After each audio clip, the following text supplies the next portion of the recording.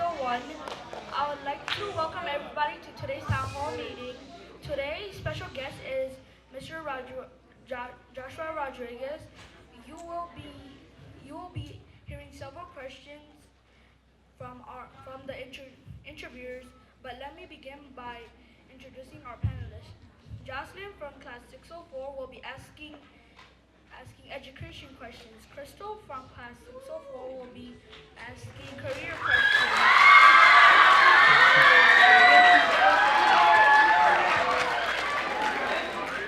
Aisha from class 605 will be asking interest questions.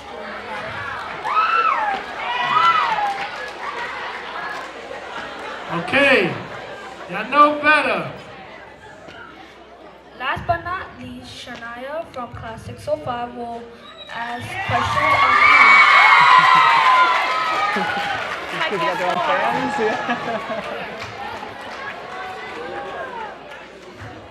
At this time, I would like to give a warm welcome to today's guest, Josh.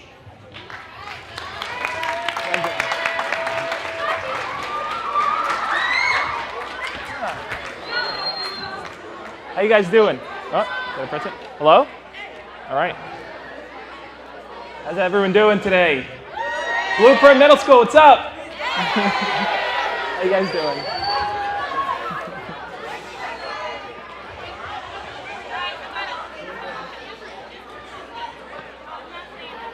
We will now watch a short introduction video for Josh.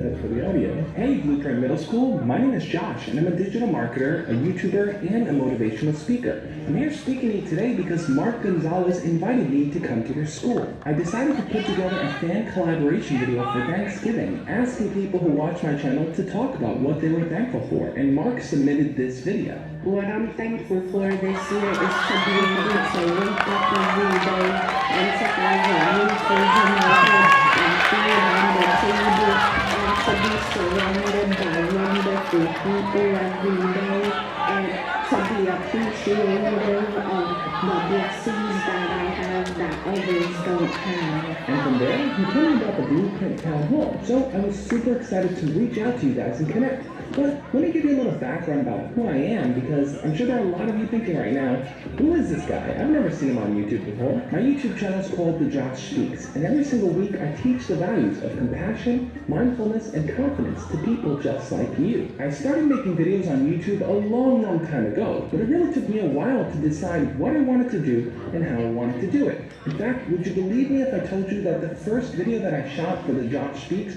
was only done by accident? But over the years, I've made video after video, putting in the hard work to really grow my channel, and because of that, I got that right there. You know what? Let me show you guys the play button.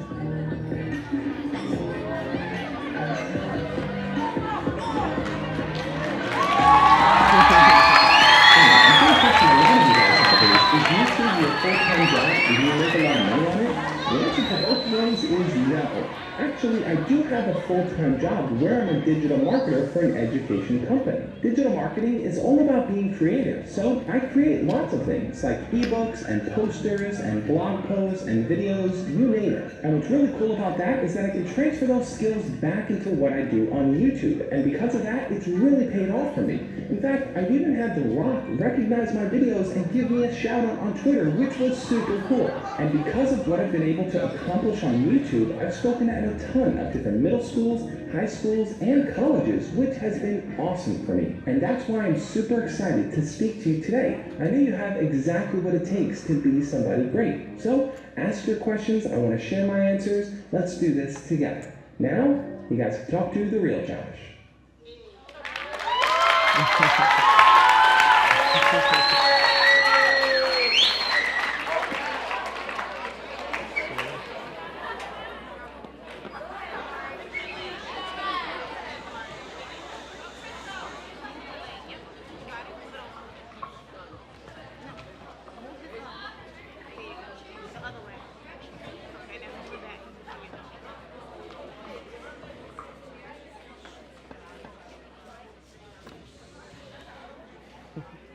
Hi, welcome to the Blueprint community. I'm Jocelyn Ramos from class 604, and I will be asking you educational questions.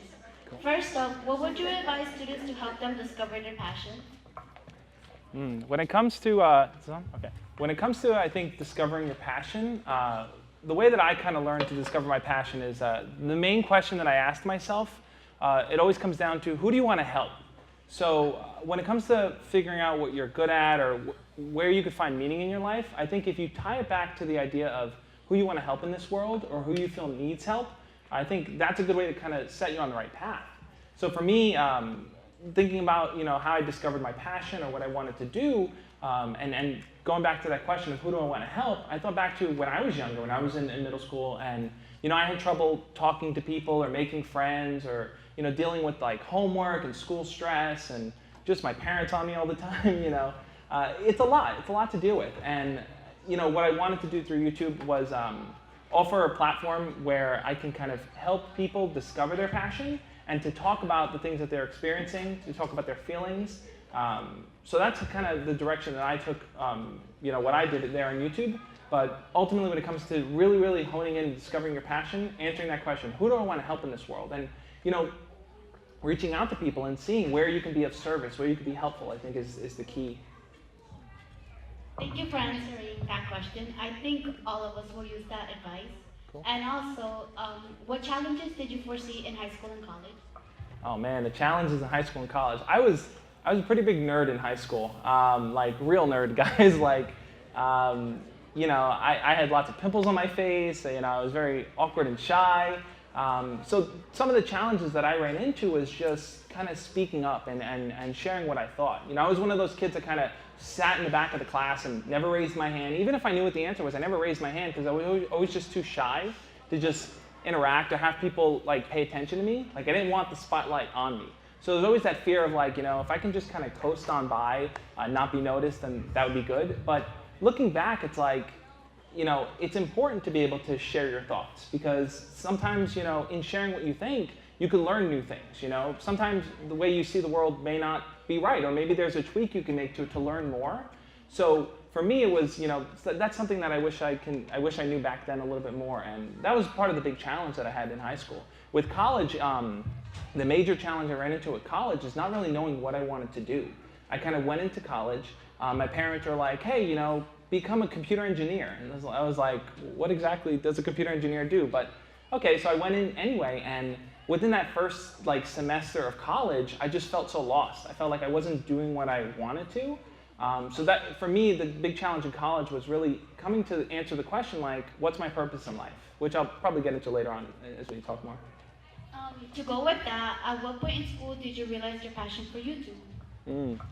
So, what's funny is that I started making videos with my friends, just silly videos on YouTube, like in the very beginning, and I didn't think anything of it. I didn't think, it was just, oh, me and my friends recorded a silly video, let's put it on YouTube, because where do you put videos? You put them on YouTube. And it wasn't until college, so once I kind of graduated college, and I decided, okay, when I kind of found what I wanted to do, I enjoyed making videos, I enjoyed designing things, being creative. I wanted to originally start doing like commercials. So the first person that I had spoken to was this guy who ran like a little league basketball team with like little kids. And he's like, hey, you can come record a commercial, promoting the basketball team. So I said, okay, let me do that. And that was my very first kind of experience doing a project. And what ended up happening on that project was I ended up showing up late. So the trains were all messed up that day, and I ended up showing an hour late to the appointment. And the guy just told me, he's like, look, you're too late, we're not gonna do it, we don't wanna work with you. And I experienced failure upon my first attempt at doing what I hoped would be something I enjoyed. And I didn't know what to do. I was kind of like left in the dark. I was standing there with all my camera equipment, and I said, you know what? Let me set up the camera, and let me just talk about failure. Let me talk about just the whole experience of what I've learned, how I can plan better and plan ahead. And after doing that first video, which I didn't go into YouTube saying, let me make YouTube videos. It was kind of just, let me make a video sharing my thoughts.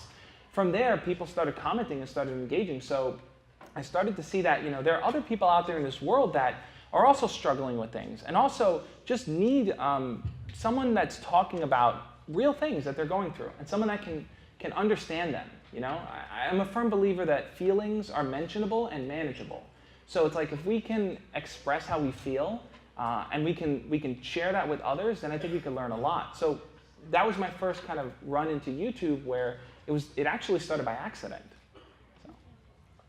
Also, what were some classes that you took that connects to your career today? Mm-hmm. Yeah, I mean, so like I was saying before, when my parents wanted me to go into college, I started in computer engineering. And I knew how to use computers, do basic stuff, right? Like, we all know how to do basic stuff, but I wasn't good at the engineering part of the computer stuff. And from there, I remember just sitting in my dorm, and I asked myself, I said, what is it that I want to do? And the answer to that question for me was, I want to help people. I want to teach people. I want to inspire people. So from there, I said, okay, well, what am I good at? I'm good at being creative and designing things, whether it's drawing posters or anything like that. And once I realized that I can combine being creative and helping people together, I then started taking classes in college that were focused on video design or a lot of business classes. So I took a lot of marketing classes, how to speak to people, how to promote something, how to get a conversation going, how to create a community. All these important things I think that are there to help people. So for me, it was taking a lot of different business classes that kind of introduced me to kind of tying into everything I do with YouTube. And lastly, while you were in school, did you always envision becoming a YouTuber? Originally, I didn't. When I started YouTube, being a YouTuber wasn't really a thing, which is crazy because if you look at it now, it's like it is a thing. How many of you guys want to be a YouTuber? Raise your hands. A lot of you. A lot of you guys. So, being a YouTuber is a real thing people want to do now. So, guys, I have an important answer. So, I'm sorry for riling everyone up, guys. But what I did want to do, I think that tied to being a YouTuber, was I wanted to be creative, and to me, making videos was the best way to do that.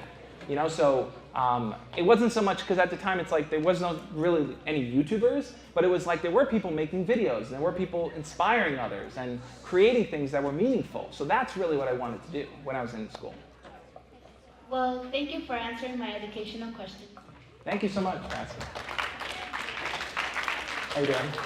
Hi, I'm Crystal from Class 604, and I'm going to be asking you career-based questions. Cool. So my first question is, what were some of the challenges you faced when you first became a YouTuber?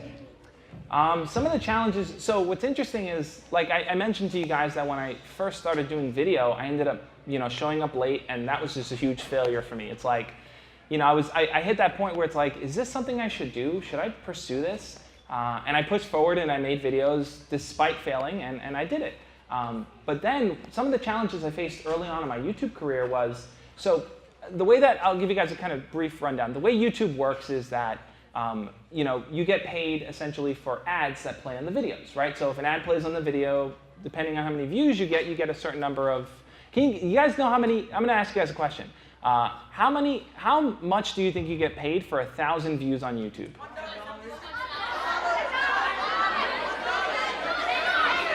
All right, you want to know the answer? You guys want to know the answer? Yeah, I'll tell you the answer. You get paid 3 cents, right? So when you're starting YouTube, you're not really making a lot of money, right? Unless you're getting. Guys, I have an interesting point here. So, in the beginning, you're not really making a lot of money. And one of the challenges I ran into, which was also, like I said, it's everything was a hill and then a valley with YouTube for me. In the very beginning, it's like I had my channel and I was making videos, and then all of a sudden I got an email from Google, because Google owns YouTube, and they're like, hey, your AdSense account, right, that's how you get paid on YouTube, was banned. And I'm like, what? Why did it get banned? I have like 5 videos. What did I do? And I didn't really understand that. And that was just super discouraging for me. Even though I wasn't making a lot of money, I was making a few cents per video. It was discouraging because it was like, it almost felt like, oh, YouTube doesn't think what I'm doing is meaningful, and they don't care to pay me for it, essentially. So once again, another crossroad where it's like, well, if my channel's demonetized, should I even bother? And I kept telling myself, as you said, you know what? It's not so much, I'm not pursuing YouTube or pursuing what I'm doing on YouTube for the money. I'm doing it more for creating a difference. So that was a hurdle that I just looked past, and eventually it got resolved. But you know, that was something that made me feel like, oh, this isn't something I should pursue because there's no path for it. So I pushed forward and I made a path. Well, that was very surprising. Another question I have for you is, how do you come up with your video content? Yeah, I mean, the process for how I come up with videos is always changing. One of the things I'm doing now is I'm looking through the comments, and I'm looking through messages on Snapchat or Instagram that people send me asking questions. And I just really try to think, you know, is this a question that I can just quickly respond to the person? Or is this a question where if I gave an answer, it'd be helpful for thousands of people to know what the answer is? You know, so if it's a question on, let's say someone sends me, leaves a comment on my video and they're like, hey Josh, you know, finals are coming up and I'm dealing with a lot of school stress, what should I do? You know, to me that's something that can help a lot of people. So, you know, I'll look at that and I'll say, you know what, let me make a video addressing that. Rather than just, I'll respond in the comments, but like, let me make a video on top of that. Because I think it's like, let me get the full reach of people, because those are things that can help others. So, you know, the first way is just kind of reading comments that people send to me. Another way is I just try to think about what's happening in that period of the year. So for example, Valentine's Day just passed. So I did a whole week's worth of videos on Valentine's Day. What do you do if you're single for Valentine's Day? What are some good date ideas? You know, like all these different things that circle Valentine's Day questions people have. And I'll probably do something again for when like prom season comes, or you know, holidays. If it's Christmas break, you know, what kind of gifts you should ask for, things like that. Okay, well, another question I have is, on average, how much money do you make?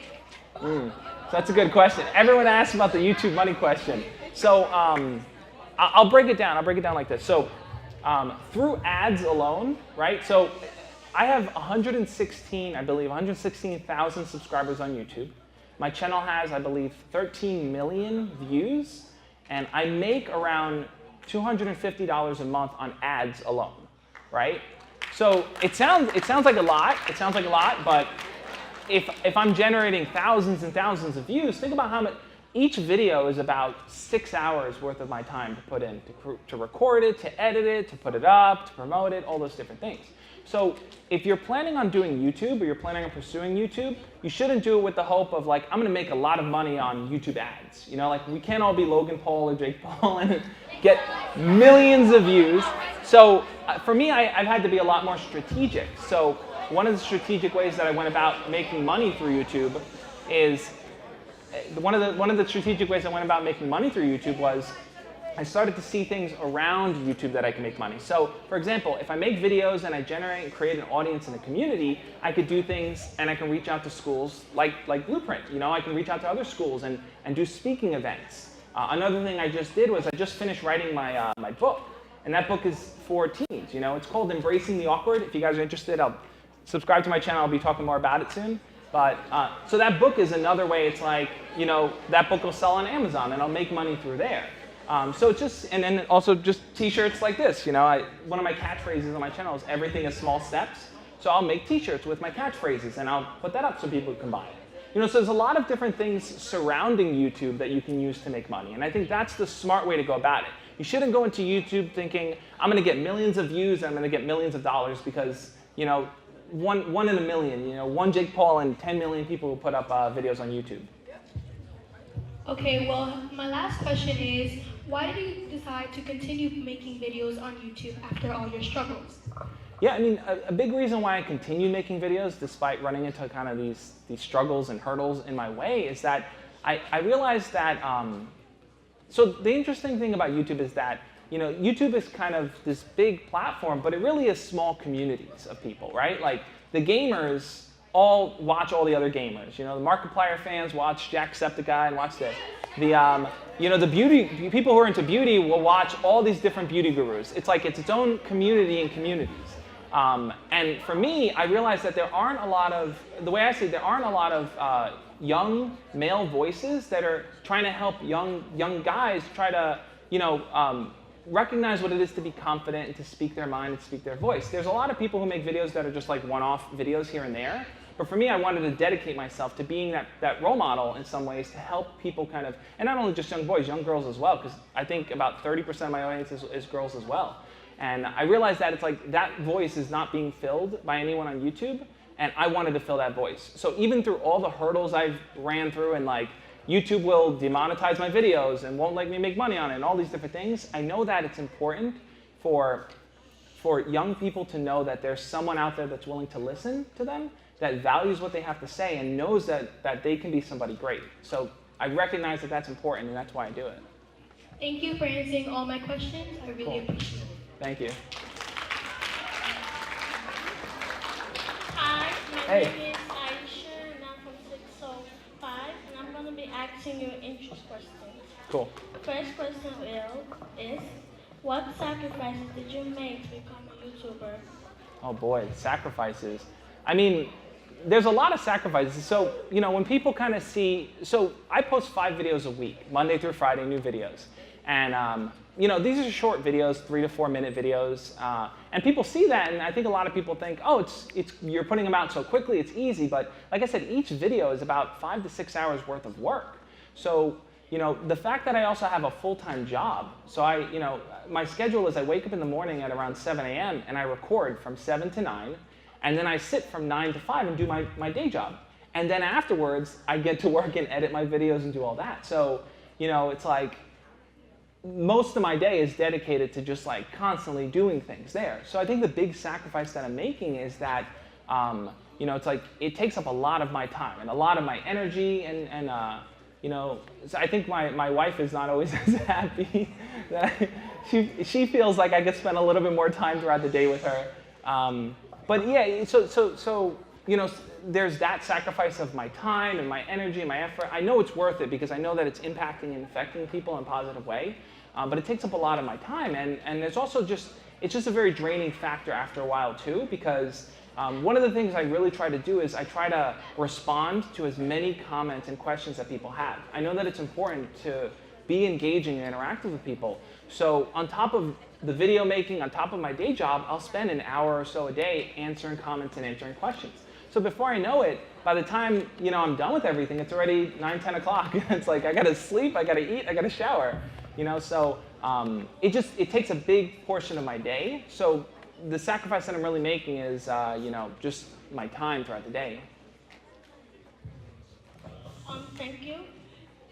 Next question would be, what motivated you to force your channel on inspiring YouTuber? So can you repeat that again? What motivated you to force your channel on inspiring the youth? So the channels, so you're asking the channels that the reason why I made an inspiring channel? So I think the reason why I kind of took the direction that I did is, like I said, because I feel like there's a voice that's missing there on YouTube.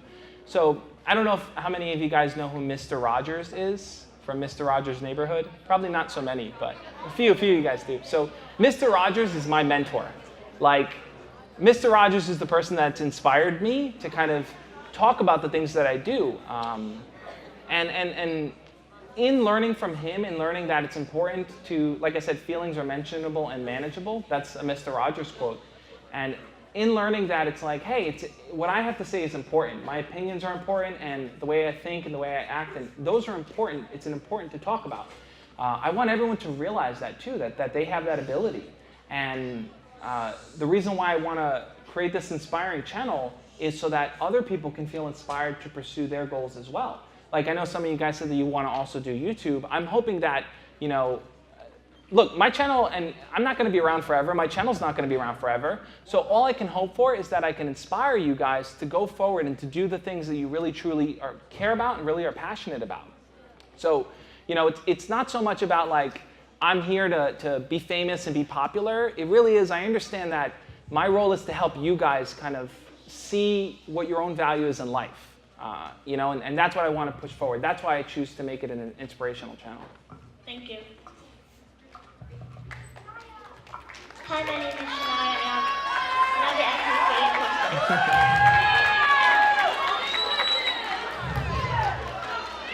First, who inspired you to make your own YouTube channel? Who inspired me? Yeah. Who inspired me? Well, like I said, Mr. Rogers, I think, was my inspiration to kind of pursue what I wanted to. But in terms of YouTubers, some of the YouTubers that I originally watched that I thought were really like helpful in helping me understand YouTube better is Philip DeFranco. He has a YouTube channel, The Philip DeFranco Show. It was less, because like I said, when I started YouTube, it's like there weren't a lot of YouTubers. It wasn't really a thing. So for me, I saw a lot of inspiration on the outside, and that was Mr. Rogers. That was, you know, mainly Mr. Rogers. And there's also another person that I think is also up there. I don't know if any of you guys know him. There's a Buddhist monk, and his name is Thich Nhat Hanh, and he talks about compassion and peace as being the way to kind of interact with the world around you. So in learning a lot of his teachings about recognizing the importance of other people, the importance of being kind and compassionate, that really inspired me to kind of not only just talk about it on YouTube, but to really try to live it in my day-to-day life. It's like, I don't want to just teach people, oh, be a good person. I want to actively be a good person. I want to live the values that I talk about. So those, Thich Nhat Hanh and Mr. Rogers are the two main inspirations for me. I know that you inspired me. Thank you. What do you enjoy most about being a YouTuber? What's really cool about being a YouTuber is, first and foremost, that I get to come to events like this and see you guys. Like, this is just, it's still blowing my mind. It's pretty crazy right now, this whole experience. But what's really fun about it is that I've made a lot of friends in the YouTube community that also have similar goals and similar passions as me. So like I said, YouTube is kind of like these small pockets of communities. You have your gaming YouTubers, your makeup, and I think I fall more into the positivity, the self-help, the mental health YouTubers. So I've made a lot of friends that also do similar content, whether they're talking about anxiety, they're talking about depression, or they're talking about succeeding at school. So, you know, it's like I've gotten to know a lot of the people that make similar content, and I feel so comfortable now reaching out and saying, hey, you do videos on this, I do videos similar, let's both, you know, be in each other's videos. So there's that aspect, and just the fact of like, every single year I go to an event called VidCon, which is a YouTube event, and it's like, it's just so cool seeing so many people that love YouTube and love the community and love creating. So I get to go to events like that. Sometimes I get invited to like YouTube events and stuff and things like that. So it's just cool. It's a cool community to interact with. Do you feel like YouTube is something you can live without? That I can live without? Yeah. I thought about this for a while. I always ask myself the question, what would I do if my channel disappeared, right? So like I talked to you guys about like the different hurdles I faced and the idea of like, oh, you run into a challenge, like first YouTube demonetized my channel, what do I do? If YouTube said one day, we're taking away your channel, you can't do it anymore, what would I do?